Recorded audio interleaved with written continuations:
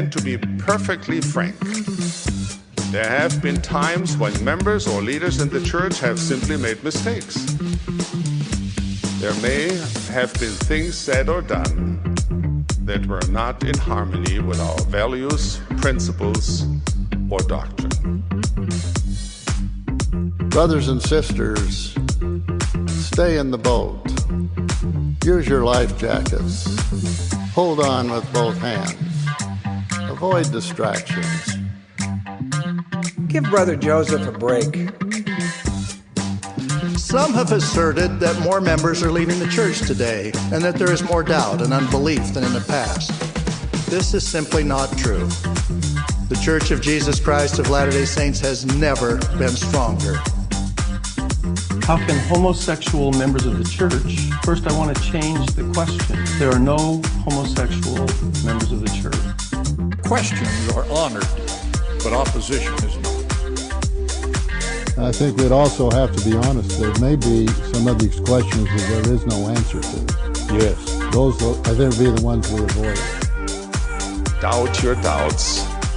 Welcome to the Cognitive Dissidents Podcast, where we dive into the psychology of religion and often use the religion of Mormonism as the background to demonstrate these ideas within psychology.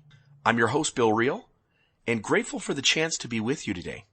Today, we want to talk about the Illusory Effect, or, in other words, testimony is gained in the bearing of it.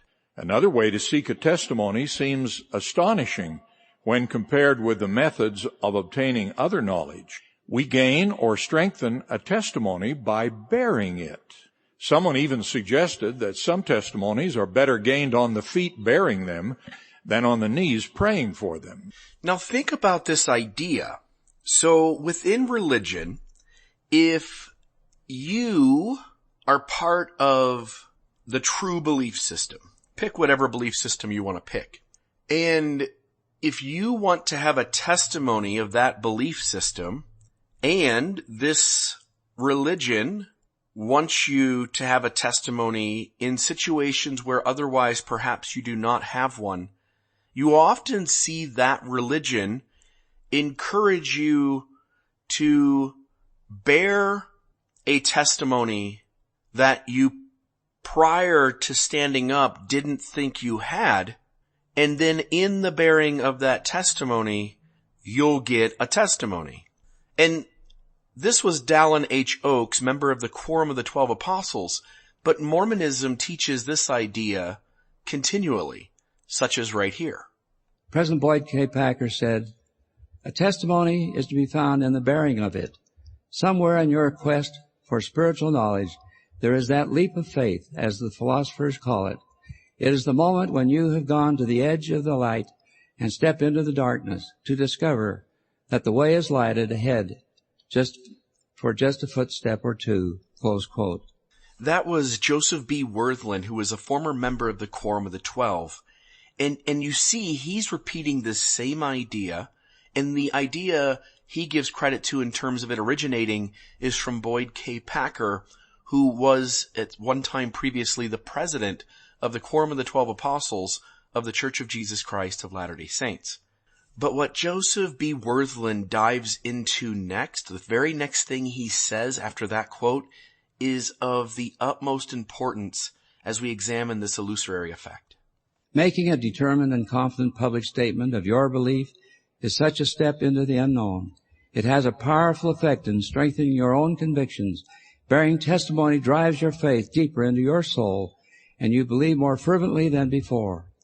In other words, when you make a statement of belief that you currently don't believe, he's saying that God will come in and give you a testimony of the very belief you didn't have as you bear testimony of it.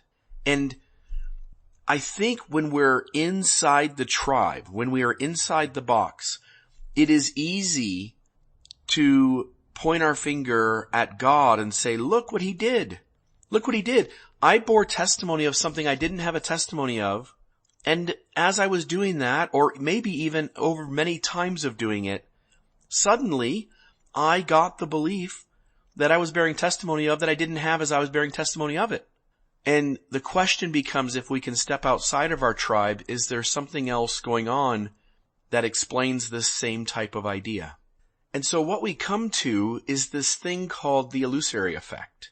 The illusory truth effect, also known as the truth effect, the illusion of truth effect, the reiteration effect, the validity effect, and the frequency-validity relationship, is the tendency to believe information to be correct after repeated exposure.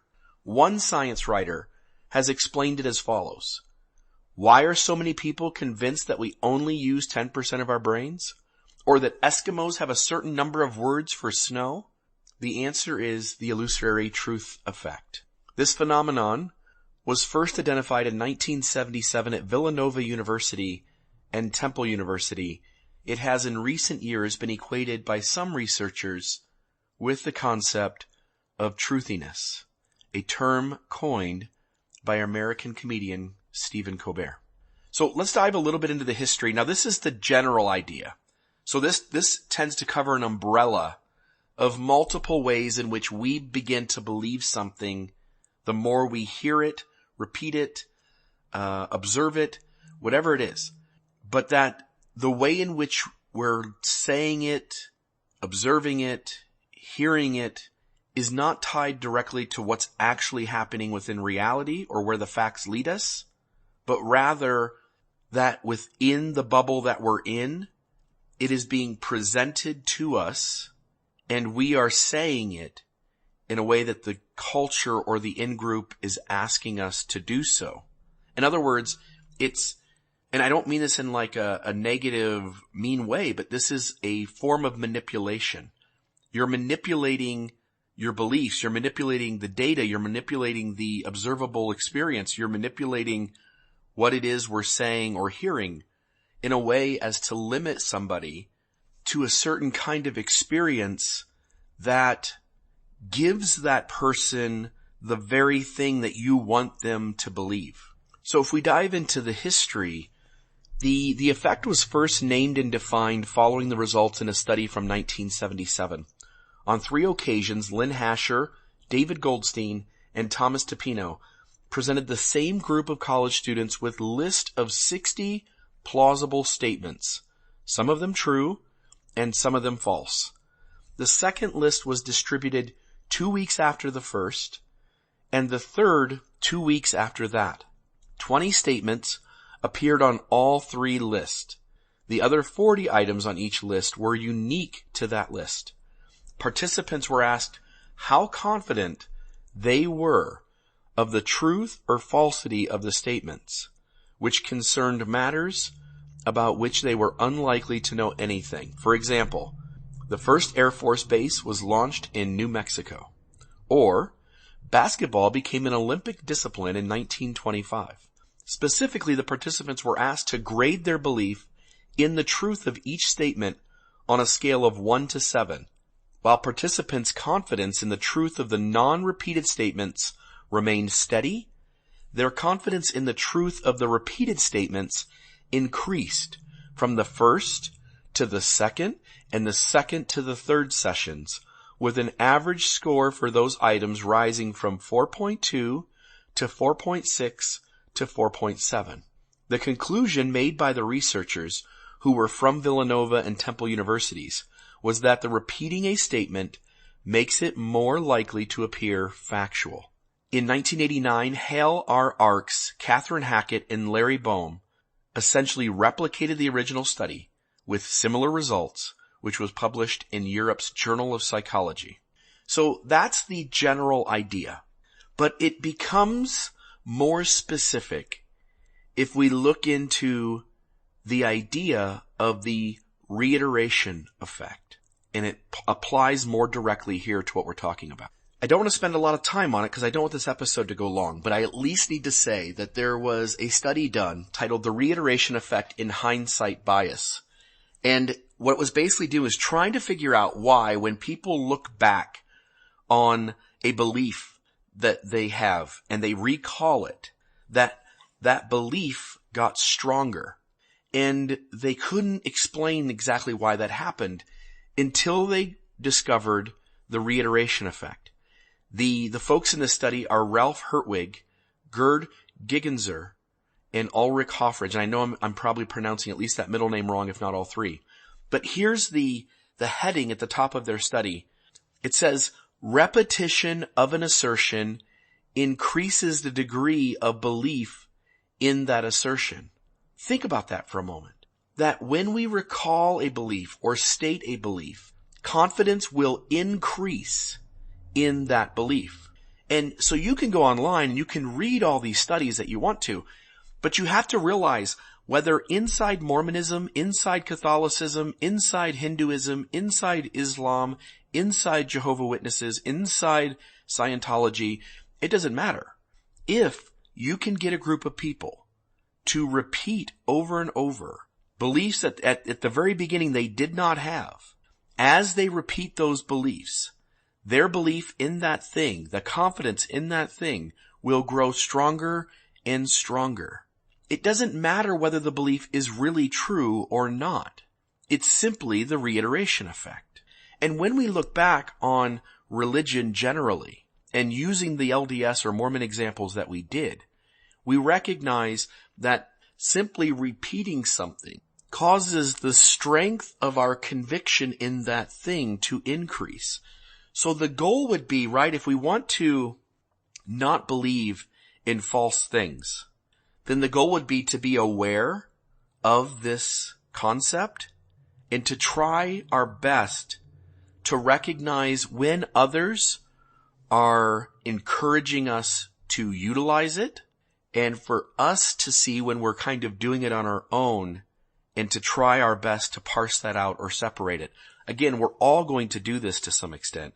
We do it naturally within our lives, but religious institutions that survive on people believing a certain thing, or political institutions for that matter, and other in-group, out-group types of dynamics where we need the people in the group to hold a certain belief and to be loyal to the belief and to be willing to defend it, you're going to see this piece of psychology at work.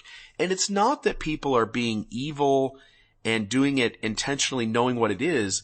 Rather, think about it for a moment. If you're in a religion and you suggest people do this thing, and this thing ends with people having a stronger belief in the religion, then you're going to see that as some tender mercy of God. When the reality is it's essentially a psychological phenomenon. And we're better off if we can understand it. So whether it's Mormonism, whether it's some other religion, what the belief is matters little if one has to repeat the belief and over for the belief to get stronger, and even if it does. This has been the Cognitive Dissidents Podcast. Today we've talked about the illusory effect and the reiteration effect, and the idea that real, true testimony may not be gained in the bearing. And to be perfectly frank, there have been times when members or leaders in the church have simply made mistakes. There may have been things said or done that were not in harmony with our values, principles, or doctrine. Brothers and sisters, stay in the boat. Use your life jackets. Hold on with both hands. Avoid distractions. Give Brother Joseph a break. Some have asserted that more members are leaving the church today and that there is more doubt and unbelief than in the past. This is simply not true. The Church of Jesus Christ of Latter-day Saints has never been stronger. How can homosexual members of the church? First, I want to change the question. There are no homosexual members of the church. Questions are honored, but opposition is not. I think we'd also have to be honest. There may be some of these questions that there is no answer to. Yes. Those, I think, would be the ones we avoid. Doubt your doubts.